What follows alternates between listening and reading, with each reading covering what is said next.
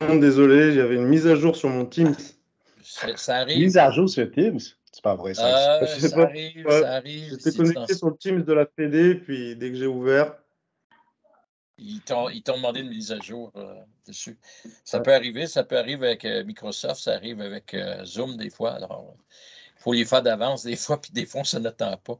Alors, bonsoir tout le monde. Écoutez, bienvenue à la rencontre. Peu importe la quantité de gens qu'on a actuellement, on va débuter la rencontre pour vous informer.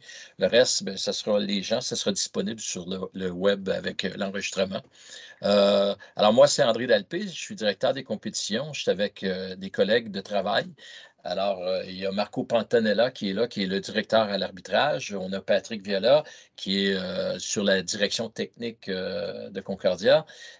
Michel, mon collègue, on travaille ensemble dans le secteur des compétitions. Michel Proulx.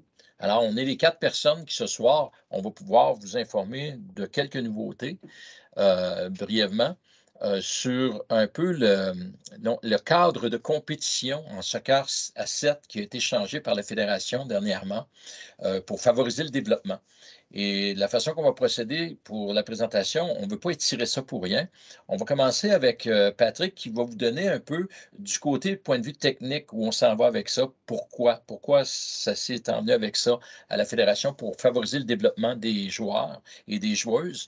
Et après ça, on va enchaîner avec Marco, qui va vous parler, il va vous présenter de façon plus détaillée peut-être un peu l'application de la réglementation qui va entourer ça et en même temps qui va pouvoir vous parler comment les arbitres vont gérer un peu ce nouveau cadre de compétition.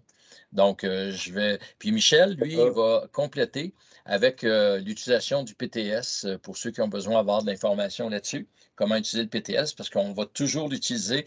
Les entraîneurs vont devoir entrer leur information de chaque match, même s'il n'y a pas de classement, parce que c'est essentiel qu'on voit un peu. Ça nous sert à calibrer aussi un peu les équipes quand on parle l'année suivante. Donc, c'est une information qui est très utile, qu'on sert d'ailleurs pour essayer d'aider à calibrer les équipes. Alors, on va laisser la parole à Patrick. Patrick, si tu as besoin de partager ton écran, tout ça, tu ne te gênes pas. On commence. Juste ce que je disais avec Michel tout à l'heure, j'aurais préféré que Marco commence et que moi je passe si tu veux. après Marco pour les bienfaits, si ça ne te dérange pas, Marco. Pas de problème. Alors, Marco, à l'attaque. Bon, on va partager l'écran.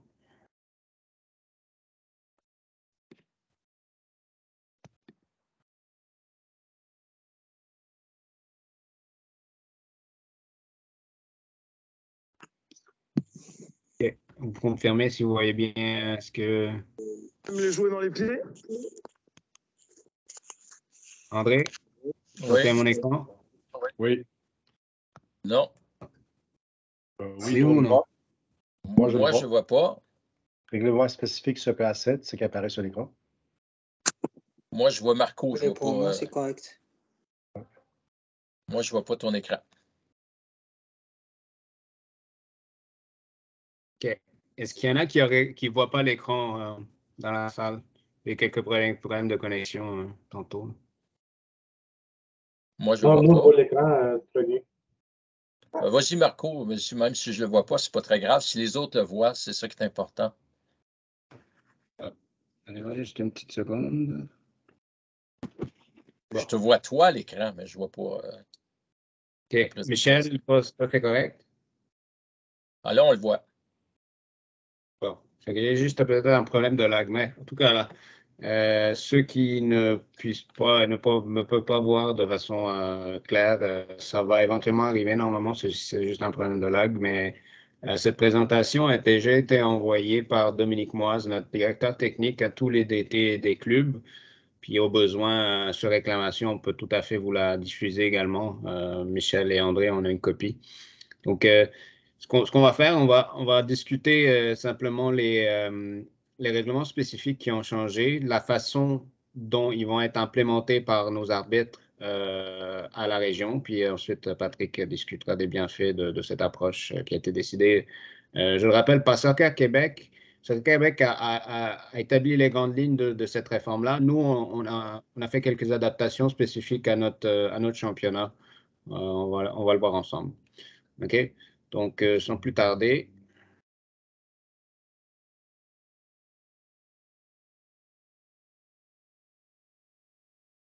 donc, on va commencer par qu'est-ce qui n'a pas changé. Puis, juste pour faire un titre de rappel, le coup d'envoi, le penalty, le hors-jeu, ça reste identique. C'est-à-dire, on peut marquer ce coup d'envoi, le penalty reste à 7 mètres, il n'y a pas d'urgence au cas à 7. Les coups francs, ça aussi, ça n'a pas changé. Ils sont tous directs. Dans l'éventualité qu'un coup franc indirect, selon la loi du jeu FIFA, serait exécuté ou appelé dans la surface de réparation, ben, il sera direct à la place, puis on va simplement décaler le ballon sur l'extrémité de la surface de réparation. Donc, ça reste identique. Aucun changement jusqu'à maintenant. La distance des coups francs est, elle aussi, de 6 mètres. Et on arrive au coup de pied de but, c'est là qu'il y a les premiers changements. Alors, petite partie qui n'a pas changé, c'est le ballon en jeu. Et il est en jeu, c'est pas tout à fait correct ce qui est marqué ici. C'est lorsqu'il a été botté et bougé. Il a été botté et a clairement bougé. Voilà. On a perdu ton partage en passant, Marco. Je vais le reprendre. Si.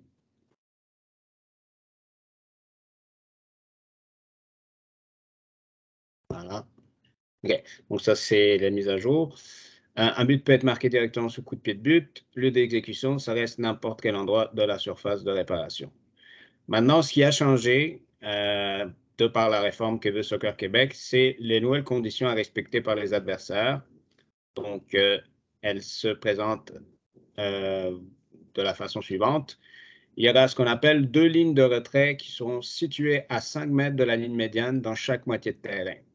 Okay? Ce n'est pas un concept nouveau. La ligne de retrait, ça a été adopté dans quelques, je pense, ligues au Québec. Mais là, ça devient officiel dans nos règlements à nous également.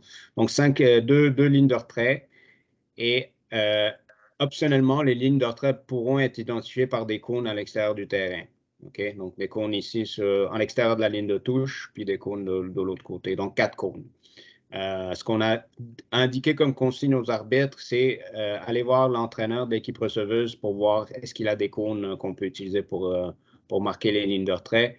Si ce n'est pas le cas, ben, les arbitres devront de toute façon savoir que c'est de 5 mètres de chaque côté de la ligne médiane. Lors d'un coup de pied de but, tous les joueurs adverses devront reculer en arrière de la ligne de retrait la plus proche. Donc, si le coup de pied de but est exécuté par l'équipe du côté gauche, donc qui attaque vers la droite, ben, tous les adversaires de l'équipe adverse devront reculer derrière cette ligne de retrait ici. OK? Patrick pourra vous développer les bienfaits de cette approche-là, mais c'est simplement pour bien construire le jeu de la part pour les joueurs. OK? L'exécutant du coup de pied de but aura le choix soit d'attendre que l'équipe adverse se place en arrière de la ligne de retrait ou de jouer le ballon rapidement s'ils veulent amorcer une contre-attaque ou pour d'autres raisons. Dans ce cas-là, l'arbitre appliquera la règle de l'avantage si les adversaires ne se trouvent pas encore à distance. Par contre, si la distance est demandée, et ici on a vraiment dit aux arbitres, c'est n'importe qui peut demander la distance, le gardien, le défenseur, le coach qui réclame la distance selon son équipe. Ben à ce moment-là, si la distance est demandée, le jeu va reprendre au sifflet de l'arbitre qui s'assurera que tous les joueurs adverses seront reculés derrière la ligne de retrait. OK? Jusqu'ici, tout va bien? Ensuite, ben, l'équipe adverse a le droit de franchir la ligne de retrait dès que la passe est jouée. Deuxième changement au niveau de la relance du gardien. Donc, le gardien n'aura plus le droit de faire des volets ou demi-volets pour son dégagement, donc un drop kick. On veut vraiment qu'il le relance soit à la main ou qu'il mette le ballon à terre et qu'ensuite qu'il le botte. Qu'on ne voit pas de dégagement à la volée ou demi-volée. Si un gardien exécute une volée ou une demi-volée, donc là, on s'entend, c'est après un arrêt, le gardien a le ballon dans les mains, le ballon est en jeu. ils veulent remettre en jeu, ils veulent le relancer. On ne parle pas d'un coup de pied de but ici, c'est vraiment une relance lorsque le ballon est en jeu. Si il fait quand même une volée, une demi-volée, ça va reprendre avec une balle à terre qu'on va donner au...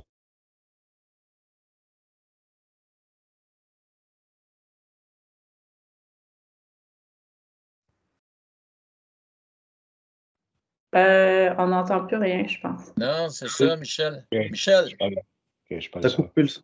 t'as enlevé le micro. Ton Es-tu mieux, micro, là? Marco, oui, mais t'as enlevé le micro, Michel. Je n'ai pas touché à rien. Ah non, bon, mais les micros sont tous fermés d'un coup. Ben oui, c'est Alors, ça. Marco, tu étais en train de parler de la balle. Oui, OK. Je vais relancer le partage. Vous m'entendez là? On Maintenant, oui. t'entend, oui, mais tu étais rendu dans ta page. Je ne sais pas pourquoi tu C'était sors. en pleine volée. Oui. OK. Tu parlais que la balle était pour être remise balle à terre au gardien. Oui, OK. Donc, je reprends, c'est ça? Oui. Donc, balle à terre au gardien à la même équipe. Autre changement, en fait, ce n'est pas un changement, c'est déjà prévu par les lois. Il va être interdit pour un joueur adverse de bloquer la relance du gardien. Donc, tel qu'on le voit dans le petit diagramme à droite, se mettre en opposition au gardien lorsqu'il essaie de relancer, c'est interdit. Et les joueurs adverses devront impérativement sortir de la surface de but lorsque le gardien aura le ballon dans les mains. OK? Donc, voici pour l'histoire des gardiens. Comment tu veux opérer avec les questions? Parce qu'il y a quelqu'un qui a levé une main. Là. Moi, je peux avoir les questions, donc n'hésitez pas. Moi, je te dis, il y a 2 personnes qui ont, ils ont une main levée pour des questions. Fait que je veux savoir comment tu veux les gérer. Tu peux m'interrompre et de donner la parole pour les questions. Michel, tu vas suivre ça. Là, OK. on a Tevin, puis on a. Castonguay. Castonguay. Oui. C'est Castonguay, si vous avez une question. Oui, mon prénom c'est Bruce. Salut Marco. OK. J'ai manqué le point. Quelle est la conséquence si le gardien fait sa demi-volée? Si ça l'a coupé, fait que j'ai jamais su c'est quoi, ça devient un. Une balle à terre. Pour le gardien. Pour le gardien qui a fait la relance. Donc, il va reprendre possession du ballon avec une balle à terre, puis il va refaire une relance à nouveau sans demi-volée. Donc, il n'y a pas faute. Il n'y a pas faute. Encore sur le diapo juste avant, je n'ai pas trop compris l'affaire de l'avantage et puis de demander. Donc, si c'est pas de l'envie de dire l'avantage, donc, et puis après, il y avait l'autre point qui était de redemander de refaire le coup de pied. Oui. Si le gardien il a commencé à jouer, et comment est-ce que l'avantage s'applique? Ça veut dire s'il a réussi à sortir, et là, c'est l'avantage, mais là, s'il n'a pas réussi à sortir, est-ce que le coach peut dire, hey, je n'ai pas réussi à sortir, je demande l'avantage, et puis je reprends le jeu? En fait, le principe de l'avantage, c'est si le gardien veut jouer rapidement pour amorcer une contre-attaque. Et puis il sort de la zone. Non, dans le sens qu'on ne devra pas attendre nécessairement que les adversaires sortent de la zone. Si le gardien veut bénéficier d'une reprise rapide. Si par contre, le coach ou n'importe qui dans l'équipe veut avoir la distance, la distance, ce n'est pas une distance, mais simplement attendre que tout le monde se place derrière la ligne de retrait, à ce moment-là, le jeu va reprendre au sifflet. L'arbitre attendra que tous les joueurs reculent, puis ensuite donnera le signal avec son sifflet pour exécuter le coup de pied de but. Si le gardien veut jouer avantage, mais il perd le ballon et puis l'équipe adverse, il manque un but. Et là, le coach dit j'aurais voulu arrêter le jeu pour que mon bon. C'est très difficile à l'arbitre de savoir s'il a voulu faire un truc, il a perdu le ballon. Là, il a pris un but, il va dire écoute. Ce que nous, on a discuté à l'interne, c'est ça va être d'encourager les coachs, justement, d'apprendre à leurs joueurs, soit d'attendre, soit de ne pas jouer trop vite. En tout cas, ça a l'air que la direction technique était de laisser la responsabilité au coach. Par contre, dans le but de développement, moi, je n'ai pas de problème nécessairement que la première fois que ça arrive, le coach réclame la distance, puis à chaque coup de pied successif, la distance soit renforcée de façon plus rigoureuse. On est là pour aider au développement des jeunes, donc pour moi, je n'ai pas de problème avec ça. Merci. Continue. OK. Donc, je reviens où on était. Relance du gardien, c'est faite. On va passer maintenant aux rentrées de touche. Gros changement sur plusieurs points ici. Premier gros changement, c'est que toutes les rentrées de touche vont être exécutées au pied. Le ballon devra être immobile sur la ligne de touche ou en arrière de celle-ci. Les joueurs de l'équipe adverse devront se situer au moins à 6 mètres du joueur qui effectue la rentrée de touche. Le ballon n'entre pas en jeu, on va reprendre la rentrée de touche par la même équipe à l'endroit initial. Donc, plus de rentrée avec les mains. Exact. OK? Donc, premier gros changement. Deuxième gros changement, l'exécutant d'une rentrée de touche aura toujours 2 options. La première option, facile, passe. OK? Donc, rien de bien sorcier là-dedans.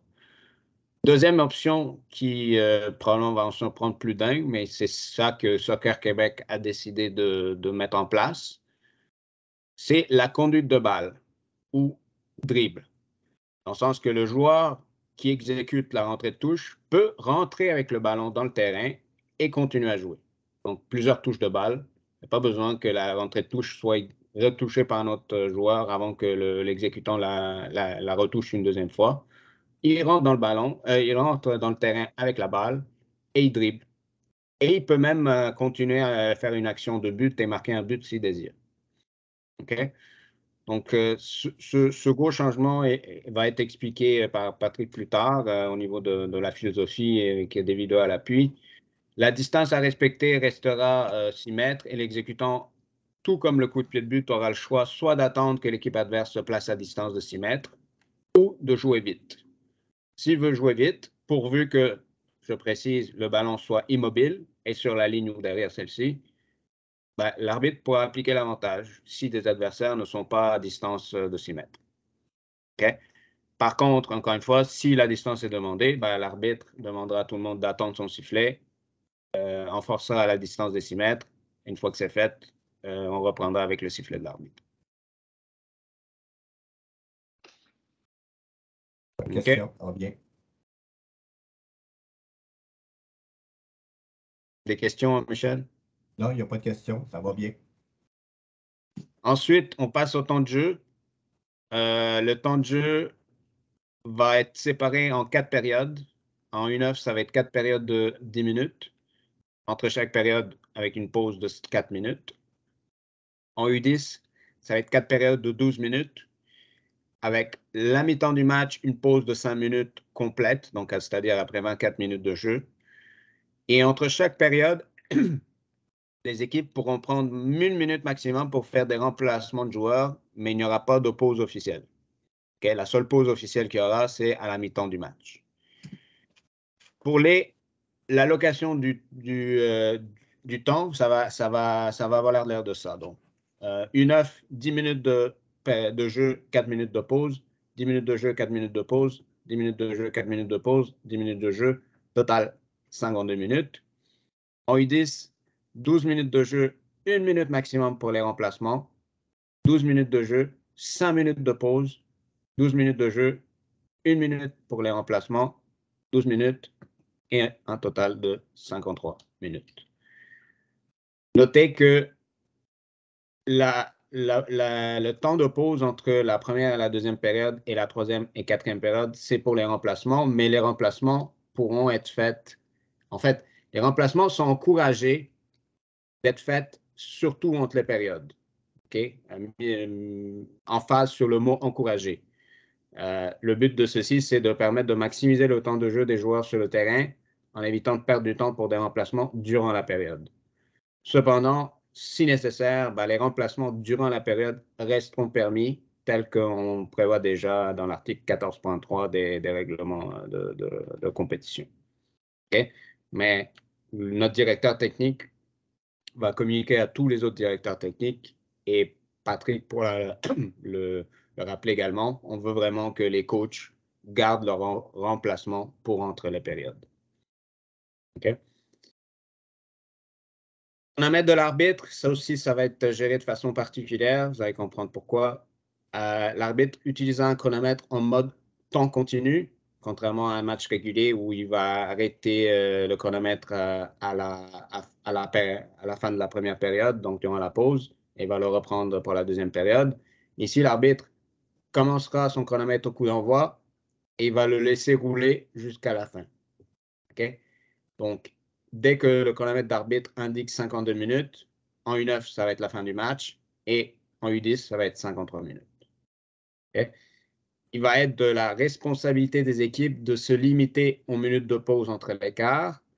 Et le but de ceci a été qu'on avait besoin de faciliter l'achalandage de matchs l'un après l'autre. André pourra vous en dire davantage, pour éviter que le temps d'un match n'empiète sur le match suivant.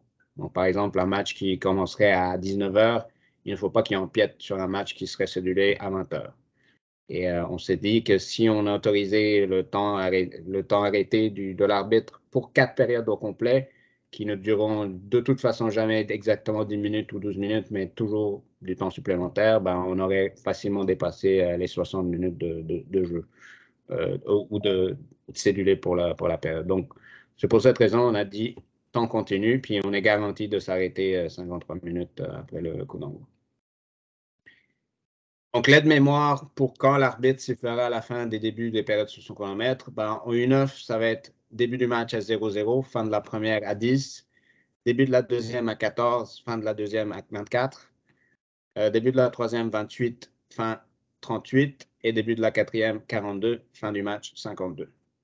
OK? Ça, c'est avec des pauses de 4 minutes entre les périodes. En U10, on aura 0 à 12 temps de jeu. Ensuite, une minute de pause entre la première et la deuxième, ça fait qu'on va reprendre à 13. On va terminer à 25. Il y aura 5 minutes complètes de pause pour la mi-temps. On va reprendre à 30, on va réarrêter à 42. 1 minute de pause pour les changements et reprendre 43 pour terminer à 53. OK? En cas de longue blessure et ou autre accident, l'arbitre stoppera son chronomètre. Il va le redémarrer lorsque l'accident ou la blessure sera résolue. On a envoyé comme consigne aux arbitres de ne pas systématiquement stopper le chronomètre pour chaque petite blessure. C'est vraiment les blessures graves ou les blessures dont le traitement du blessé s'éternise. L'arbitre aura discrétion selon son jugement de stopper le chronomètre ou non.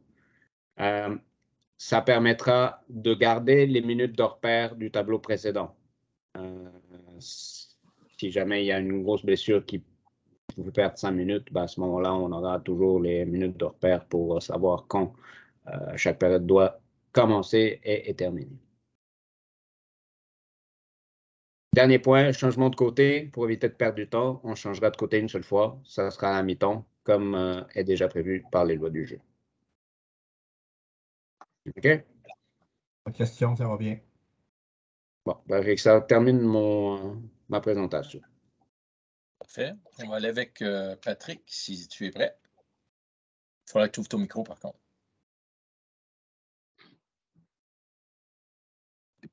Vous m'entendez? Ben oui. OK. Est-ce que vous voyez? Oui. Oui. OK. Alors, rapidement, bonsoir tout le monde. Donc, avec le projet qui est arrivé un petit peu dernière minute, on s'est dit, bon, ce serait bien qu'on soit là, la compétition, l'arbitrage et la technique pour vous présenter un petit peu les nouveaux règlements. Mais moi, je me suis dit, je vais vous montrer un petit peu ce que ça donne sur le terrain. Alors, j'ai fait, en fait, hier matin, je suis allé filmer un petit peu un de nos groupes au sport-études, essayer d'introduire un petit peu certaines parties des règlements. Je ne vais pas passer à travers tout. Je vais passer à travers ce qui est majeur selon les aspects techniques et les bienfaits sur le côté technique. Et puis, je répondrai aux questions sur les bienfaits au niveau technique s'il y en a. Donc, je vous ai montré, je vous montre une première partie. Donc là, on est sur une sortie de but ou un dégagement de volée du gardien. D'accord? Donc, je vais juste reculer un petit peu. On ne voit pas le gardien, il se trouve par ici. Et donc là, le ballon qui atterrit dans cette zone, avec comme résultat, on revient au point de départ. D'accord? Autre situation où j'ai mes défenseurs qui ont le droit de presser. Donc là, le gardien décide de jouer long. On se retrouve en situation un peu de duel. Une autre situation où j'ai gardien qui est sur un goal kick aussi. Donc là, les enfants, les seules consignes que je leur ai données, je leur ai dit, vous jouez un match normal avec les règlements. Et puis je leur ai dit, bon ben, organisez-vous pour gagner. Puis je leur ai pas donné de structure ni de stratégie. Puis il y a une équipe, les Gris, qui ont décidé de presser haut. Puis les autres, ils ont décidé de jouer un petit peu comme ils voulaient. Donc là, on est sur dégagement gardien aussi. Puis les résultats, c'est un petit peu ça. Là, donc comme vous voyez, il y a quelques cônes qui sont là. Donc on les a placés à 5 mètres de la ligne médiane. Et j'ai dit au gardien, bah, si tu demandes la distance c'est derrière la ligne jaune. Mais tu n'es pas obligé d'attendre qu'il soit derrière pour pouvoir jouer. Donc là, sur les résultats, donc, les Gris reviennent presser comme ils avaient décidé de faire. Et on est sur un autre type de résultat en termes de jeu. Donc là, on ressort. Il avait demandé la distance. L'attaquant commence à presser. Donc lui, il a du temps. Et après, il décide de lancer l'attaque comme ils veulent. D'accord? Une autre situation. Donc mise en jeu du gardien au sol. Les joueurs sont derrière la ligne de confrontation. Et après, donc ça joue. Les enfants que vous voyez, ils ont 13 ans. Ils ont 13 ans, donc c'est les seuls cobayes que j'ai trouvés avec le délai que j'avais. Mais vous pouvez imaginer en soccer à 7 ce que ça pourrait donner avec vous. Donc là, on est sur une touche à la main. Donc avec comme résultat ce que vous voyez. Donc là, touche à nouveau avec un deuxième ballon qui se rejoue long. Et puis, on a des ballons aériens derrière. Il faut remettre le ballon au sol. Touche avec nouveau règlement. On joue au sol. On joue au pied. Et donc, le résultat est différent. Hein. Donc là, le joueur sur la touche sort. Voilà. Maintenant, sur cette partie-là, j'ai interrogé les jeunes. Je ne vais pas passer à travers tout parce qu'il y a quand même un peu plus de 2 minutes. Et je leur ai demandé un petit peu comment ils se sentaient. Donc, je vais juste écouter, on va juste écouter un petit peu le début. Donc, première question. Tu touches plus la balle. Ouais. Est-ce que vous entendez? Oui. Soso. Soso? Donc, c'est Oui, ça. si Donc toi, là, tu l'entends. je leur demande les différences. Puis là, il y a un des jeunes qui dit je touche plus la balle. Donc, moi, j'ai le micro sur moi. Donc, c'est pour ça que je répète à chaque fois. Oui. Mais je vais essayer d'augmenter un peu plus le son. Christophe, vas-y. Parce que au sol, là, parce que déjà, admettons, tu joues, et là, quand je suis libre, je peux, d'habitude, une touche, faut attendre que le latéral revienne pour faire la touche, alors que là, je peux jouer direct, je peux avancer dans le terrain et commencer à jouer. Ça peut... Tout le monde a entendu ce qu'il a dit? Sur les touches, le fait que je suis pas obligé d'attendre, le latéral, je peux prendre le ballon, jouer direct. Et qu'est-ce que ça change, ça, pour toi, comme joueur? Là, en tant que libre, Ouais. ça fait, admettons, les joueurs sont pas encore prêts, je peux direct partir et créer une occasion. Donc, si les joueurs sont pas prêts, je peux direct partir et créer une occasion. OK? Je trouve qu'on va essayer à mieux sortir avec les nouveaux règlements parce qu'on joue plus parce que ça, c'est mieux parce que ça, moi, les dégagements, on ne dégage pas, alors on peut mieux sortir. On peut mieux sortir avec les nouveaux règlements. Mais qu'est-ce qui se passe sur les dégagements? C'est quoi votre bilan des dégagements là? C'est que la plupart du temps, sur les dégagements, c'est 50-50, on ne sait jamais ce qui va se passer. Et La plupart du temps, pour les dégagements, c'est 50-50, on ne sait pas ce qui va se passer. Et comme quand on fait seul, c'est plus propre et c'est plus de qualité de jeu. c'est plus propre quand on joue au sol, plus de qualité de jeu. Et qu'est-ce que ça crée comme sentiment chez vous? Plus propre, plus de qualité de jeu, plus de jeu au sol? Il y a plus de sécurité. Comme en défense, on peut jouer, on est plus calme, on a une meilleure vision de jeu parce qu'on a le temps de regarder. Plus de sécurité, on est calme et on a du temps et on a une meilleure vision de jeu, c'est ça que tu dis? Ok. Quoi d'autre? Donc, regardez, je vais arrêter le partage. Je pense que c'est clair. Hein, donc, dans l'ensemble, puis je vous assure, je ne les ai pas payés, hein, les jeunes. Je l'ai fait hier matin. Je leur ai dit, on va jouer match normal 7 contre 7. Et après, je leur mets les nouveaux règlements. Ils ne les connaissaient pas. Et je leur ai posé les questions à chaud tout de suite après, là, pour savoir quel était leur ressenti. Puis, je pense que c'est clair. Il y en a qui ont parlé de calme, moins de stress. Donc, le contact avec le ballon, plus de contact avec le ballon quand on rejoue au sol versus autoriser les dégagements, etc. Donc, la ligne de confrontation, ça permet aux joueurs de ressortir au sol propre. Et donc, en gros, de manière globale, pour les petits enfants qui ne sont pas encore vraiment capables de jouer long, de faire du jeu long de qualité, il y a quand même des conséquences sur leur apprentissage en tant que tel. D'accord? Rapidement, par rapport au temps de jeu, les cartons, c'est certain que quand on enchaîne des changements aux 5 minutes, comme on peut voir ou comme on voyait un petit peu avant, bah, des fois, en 5 minutes, le jeune, il va peut-être toucher 3 ballons, et puis il se retrouve à nouveau sur le banc. Donc l'idée derrière les cartons, c'est de laisser au moins le carton complet au joueur, alors à moins qu'il y ait des blessures ou des choses comme ça, mais le laisser s'exprimer au moins pendant un carton, donner une indication ou deux entre deux cartons. À la mi-temps, on peut donner des consignes et on repart sur une autre séquence de manière à vraiment optimiser le temps d'engagement, le nombre de contacts et le fait que le joueur soit exposé dans le match versus faire des changements illimités comme on veut, quand on veut, ou bah, finalement le jeune, entre la consigne et le moment où il se retrouve sur le banc, il n'a pas vraiment le temps d'appliquer ce qu'on lui dit quand on fait des changements trop fréquents. Je ne voulais pas prendre plus de votre temps. J'ai identifié des choses qui sont majeures selon moi par rapport au règlement, mais je suis là pour répondre à vos questions si vous en avez. Donc, merci Laura. Vous avez des questions? Merci à vous. Il ne semble pas qu'il y ait de questions, Patrick, fait que ça a l'air que tu as été clair. Dans les deux cas. Ouais. Bon, bah, super. Alors, je vous laisse. Ben Merci, oui, Patrick. bonne soirée. De toute façon, on va se revoir demain.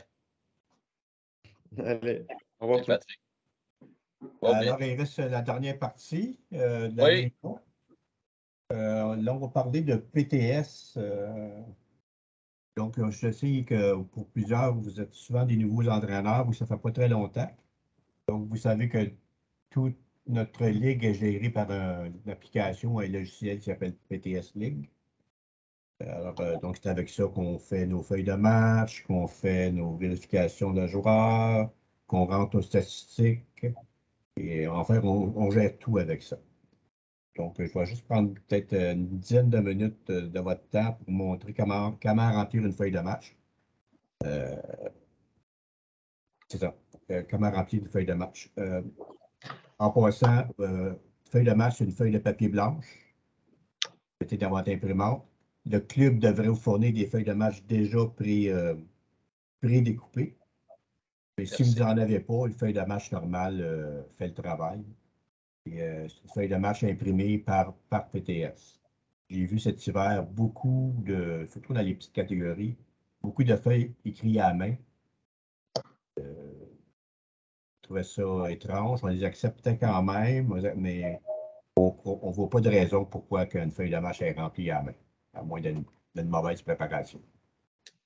Alors, je vais partager l'écran, je vais aller sur PTS. Michel, tu peux rappeler quelque chose aussi? Désolé. Les feuilles de match non officielles sont acceptées en fait, tant qu'il y a les numéros, les noms des joueurs, etc. Mais chaque fois que une équipe fournit une feuille de match non officielle, c'est 25 $ d'amende, il me semble, c'est ça? Ouais. Donc, juste faire attention. Ça se cumule, les amendes. Oui.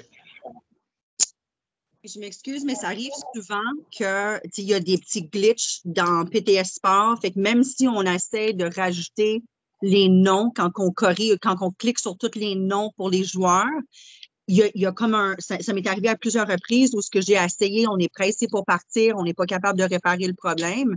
On clique sur les noms, puis quand on imprime, ça sort vide. Fait que ça m'est arrivé à plusieurs reprises. Gardez votre question. Okay. Il va en parler. Ouais. Alors, je ne sais pas si vous voyez l'écran. C'est marqué Ligue de Soccer Concordia. Oui. Oui, OK. Bon, donc, c'est le site de PTS. Juste pour les fins, si vous ne savez pas comment trouver PTS League, vous pouvez aller sur Google, faire PTS.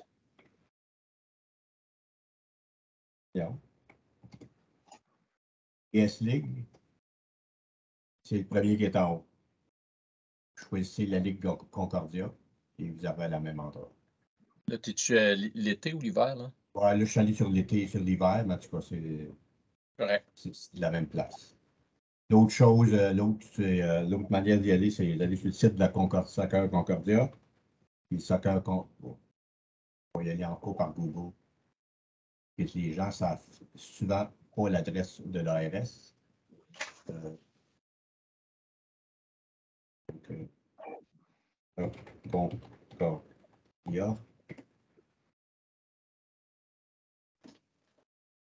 le site de l'ARS.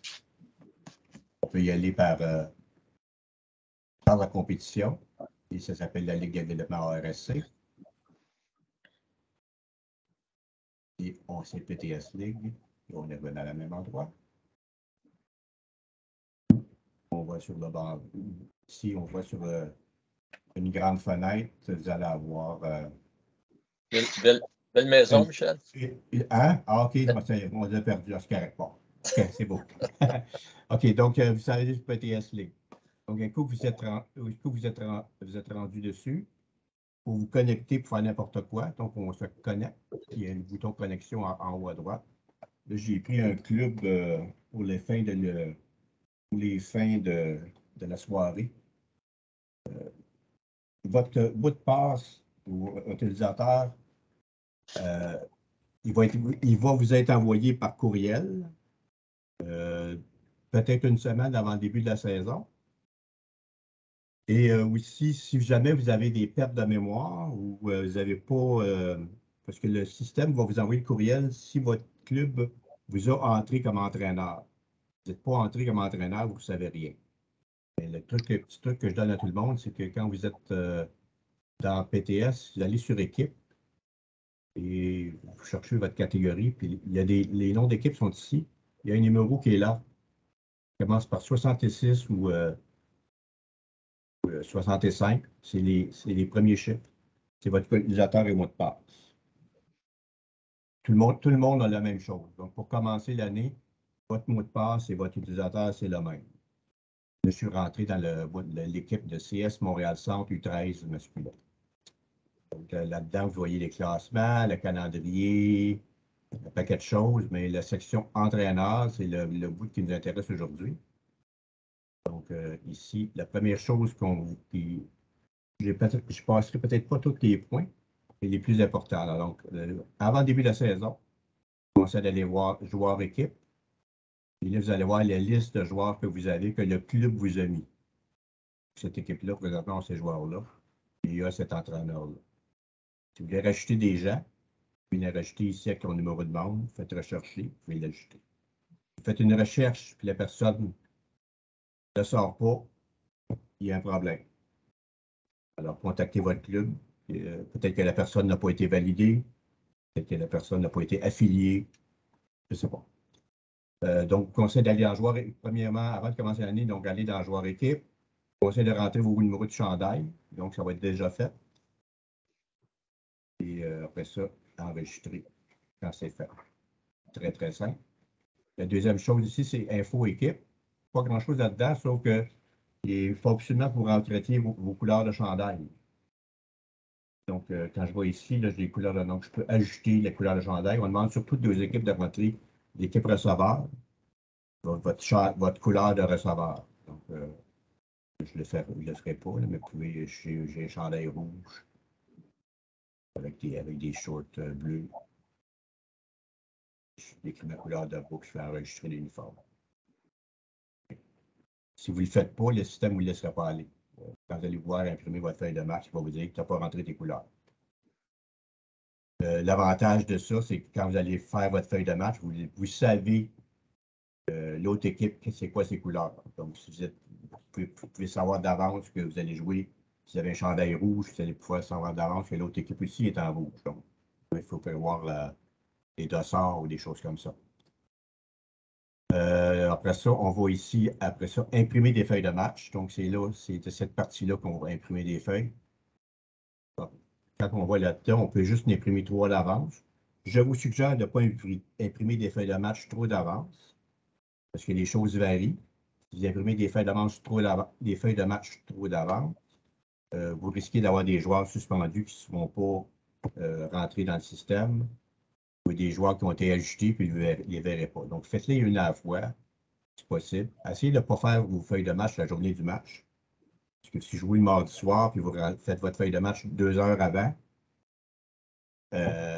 puis il y a un problème, ben, ça ne va pas bien parce qu'il n'y a pas grand temps pour se revirer de bord.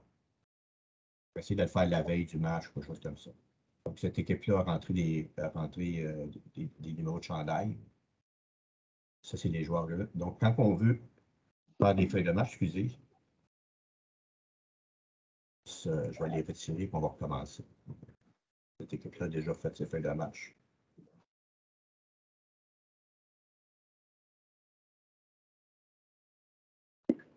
Alors, quand vous arrivez là-dedans, vous avez ici aucun joueur. La deuxième section, ils mettent tous les joueurs qui peuvent être ajoutés à la feuille de match. La question de madame tantôt. Alors, je clique les joueurs que je veux avoir. Je peux tous les cliquer. Juste enlever lui. Je peux ajouter mon entraîneur. Et là, il faut que j'ajoute le fameux bouton bleu que les gens passent par-dessus des fois. Si vous cliquez ça, ce bouton-là, c'est marqué « Ajouter les membres choisis sur la feuille de match ». Tant que vous n'avez pas pesé sur ce bouton-là, tout ce que vous avez coché, ça ne sert à rien. Donc, j'ai coché ces joueurs-là, j'ai mis un entraîneur, j'ai cliqué, et là, maintenant, tous les joueurs que j'ai mis sont sur la feuille de match. Si je voudrais en rajouter, c'est la même chose que tantôt. Là, présentement, il n'y a pas de couleur de chandail. Là, habituellement, vous verriez les couleurs pour l'équipe visiteur aussi. Lorsque vous êtes terminé, vous faites vérifier. S'il y a un problème, il va vous le dire. Comme il dit, feuille de match, couleur d'équipe n'est pas faite. Alors, c'est normal, je ne l'ai pas fait. Alors, c'est le même qu'on fait pour une feuille de match. Vous mettez votre feuille dans l'imprimante. Et lorsque tout doit être correct, vous allez pouvoir imprimer votre feuille de match. Donc, à la question tout à l'heure qu'on avait, à la question qu'il y avait tout à l'heure, de presser, si on n'a pas pressé, si on n'a pas cliqué sur le bouton qui est plus large, d'ajouter les joueurs sur la feuille de match, puis on va imprimer, ben, ça n'imprimera pas de joueurs sur la feuille de match. Je ne sais pas si ça répond à la problématique qui avait été posée. Oui et non. Il y a eu des fois où j'ai cliqué sur ça et ça n'a pas fonctionné, mais je pense que c'était juste un glitch. On était plusieurs à avoir le même problème. Mais oui, en effet, vous avez tout à fait raison. OK, parfait. L'autre chose aussi, c'est que surtout en début de saison, si vous avez un joueur que vous voulez rajouter et ça ne fonctionne pas, dites-vous qu'il y a 90% des chances que ce soit un joueur inéligible. Donc, si le joueur, on n'est pas capable d'aller l'ajuster, il y a une raison. Soit qu'il n'est pas affilié, soit qu'il n'a pas payé encore, soit que sa photo n'est pas prête.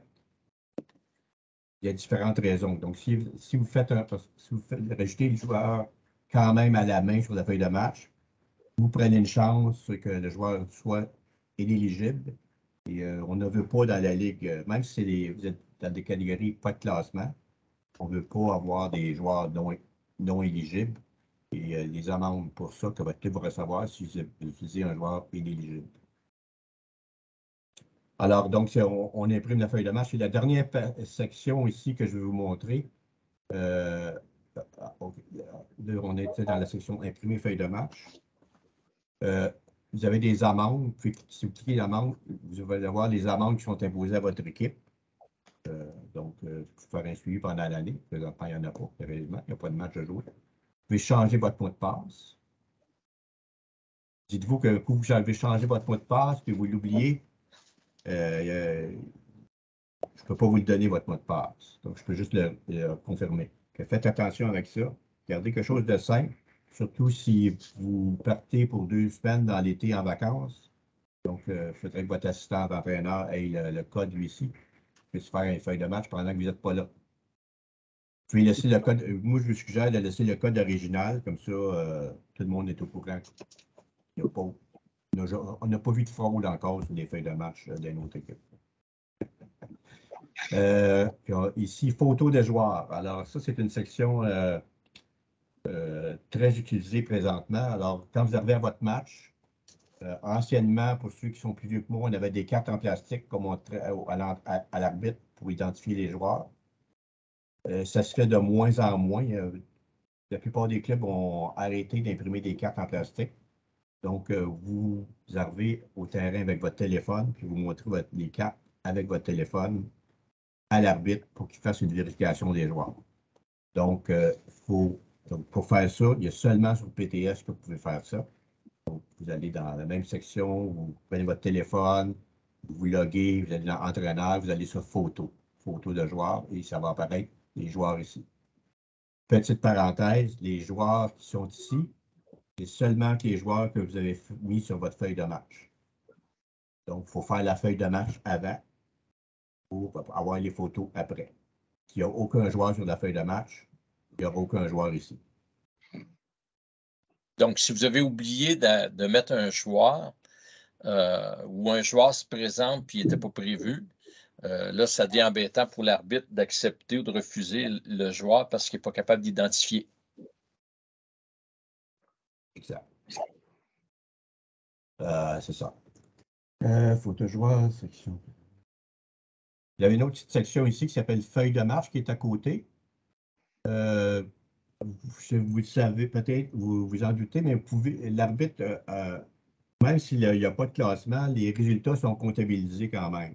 Donc, ils ne sont pas visibles, vous ne les voyez pas, mais nous, on les comptabilise, puis ça sert de référence d'année en année. Mais vous pouvez rentrer vos choses si vous voulez. Donc, si vous voulez jouer un match, ça se peut, par exemple, vous faites un match, puis il n'y a pas d'arbitre, parce que l'arbitre était supposé être assigné, c'est pas présenté. Ça arrive. Alors, vous pouvez aller dans la feuille de match puis rentrer vos résultats vous-même. Vous n'êtes pas obligé d'attendre après l'arbitre pour rentrer les résultats. Donc, c'est dans la feuille de match. Là, présentement, vous voyez une belle feuille blanche parce qu'il n'y a aucun match à jouer. Il y a une question, Michel. Oui. La personne qui a levé la main. Oui, excuse-moi. Je voulais savoir pour les photos, parce que nous, dans l'application, on a des photos. Mettons, j'ai une photo de mon fils quand il avait 4 ans. Fait que son visage n'est pas du tout la même. On s'entend qu'il est rendu à 8-9 ans maintenant. Fait qu'il y a une façon que nous, on peut changer les photos ou les photos, c'est qu'est-ce que le club vous envoie et vous le mettez dans l'application? Si je me rappelle bien, les photos des joueurs, je pense qu'ils sont renouvelables aux 2 ans ou 3 ans. OK. C'est le club qui peut le faire. Pardon? Robert, il monte des doigts, mais je ne vois pas. Tu en as 3? 3 ans. 3 ans. OK, donc il y a 3 ans. C'est vrai que si vous avez pris la photo à 5 ans et il est rendu à 8 ans, ça fait une différence. Alors, mais vous pouvez contacter le club, puis envoyer la nouvelle photo, puis il va la mettre. OK, super. 2 minutes. Bon, mais c'est super, on va faire ça. Merci. Nous, on demande, le système demande de renouveler après les 3 ans, mais on peut le faire n'importe quand. Oui. Donc, papier. Donc, n'oubliez pas d'avoir des feuilles de match papier, d'imprimer vos feuilles de match. Si jamais vous avez, je l'ai parlé tantôt, attends, je vais revenir, je vais arrêter mon partage. Si jamais vous avez un joueur qui est pas, vous n'êtes pas capable de le rentrer, puis vous êtes sûr de votre coup, vous pouvez quand même l'écrire à la main sur la feuille de match avec son numéro de passeport, son numéro de membre, et le faire jouer quand même.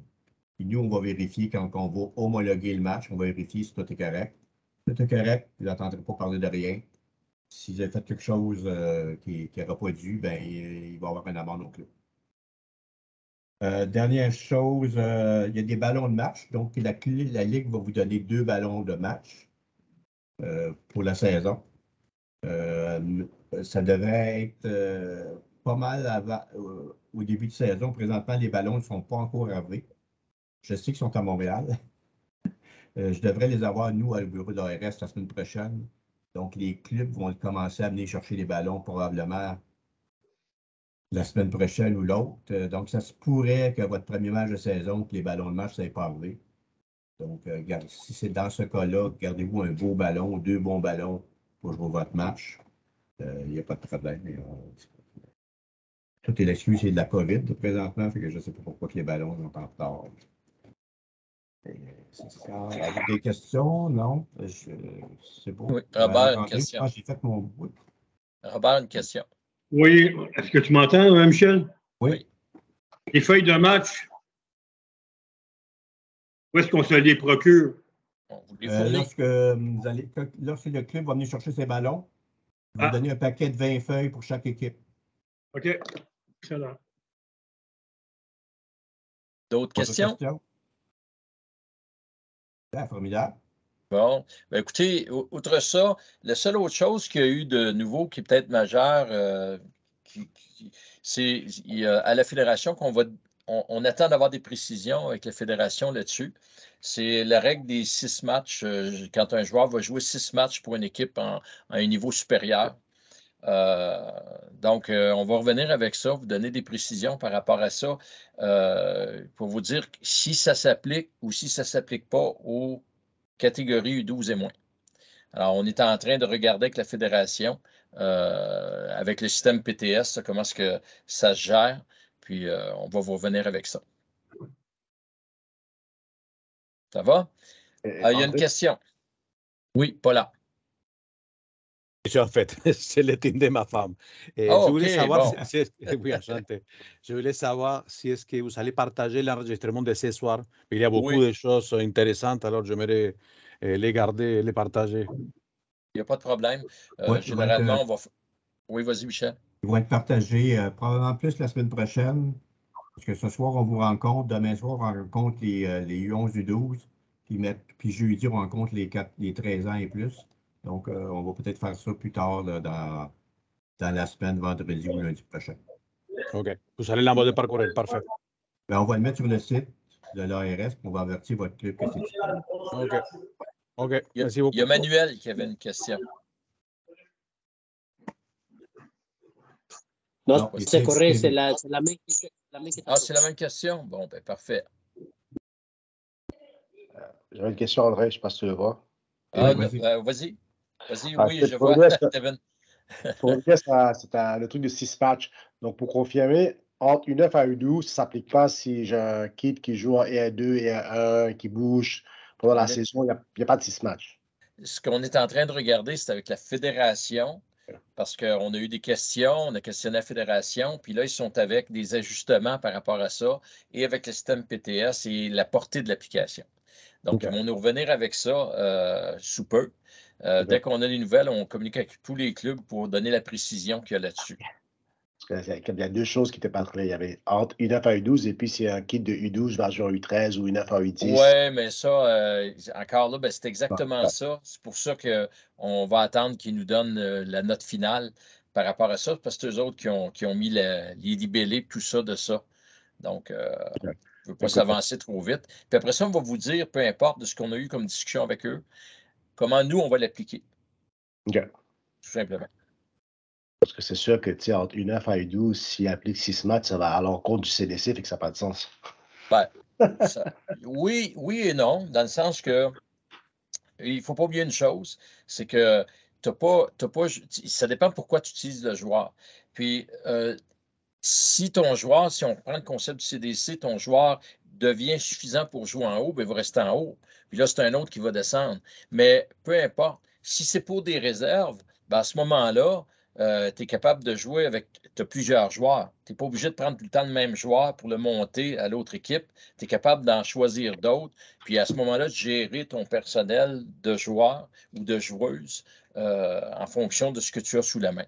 Mais on va vous amener avec les précisions. OK. Merci. Ça va? Alors, ça vous couvre pas mal les sujets. S'il n'y a pas d'autres questions, on va vous souhaiter une bonne soirée. Puis, on va se voir sous peu. On va se reparler avec vos délégués, avec vos responsables de club. Puis, on est en train de faire la production des calendriers, là. Donc, on va vous aviser quand c'est prêt sur PTS. Super. Merci, messieurs. Bonne soirée. Merci beaucoup. Bonne soirée. Merci, bonne soirée. Merci beaucoup. Merci beaucoup. Bienvenue. Merci. Merci Salut. André, bonne soirée, bye tout le monde. Ciao.